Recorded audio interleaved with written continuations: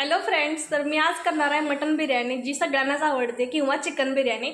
तर मी आज मटन बिर्याणी करणार आहे, चिकन बिर्याणी करणार नाही, कारण की मटन बिर्याणी खाल्लीच नाही किती दिवस झालं। चिकन बिर्याणी वरच्यावर मी खात असतो, बाहेर गेलं तर हॉटेलमध्ये खातोय चिकन बिर्याणी, पण कसं होतंय मटन बिर्याणी खाल्लीच नव्हती कधी।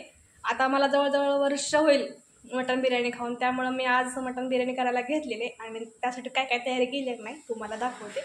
आणि एक महत्त्वाचं म्हणजे काय माहिती आहे का, तर मी आज मटन बिर्याणी जी करणार आहे ना, ती एकदम वेगळ्या पद्धतीनं करणार आहे, जी अजून कुठं व्हिडिओमध्ये कुणीच दाखवली नसेल। तर हा व्हिडिओ येणार आहे, पण 4-5 दिवसानंतर येणार आहे, तर नक्कीच बघा व्हिडिओ। तर तुम्हाला आता काय काय तयारी केली नाही मी ती दाखवते। बिर्याणीचा करता तांदूळ, तर तांदूळ मी शिजवून घेतलेला आहे, तर शिजवून घ्यायची प्रोसेस मी काही दाखवली नाही यामध्ये, तुम्हाला ती व्हिडिओमध्येच बघायला मिळणार आहे।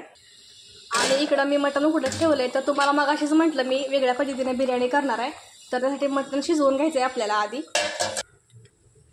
इथं मी कांदा भाजून घेतलेला आहे, म्हणजे भाजायला ठेवलेला आहे कांदा, मटण सुक्कं करायचं आहे त्यामुळं।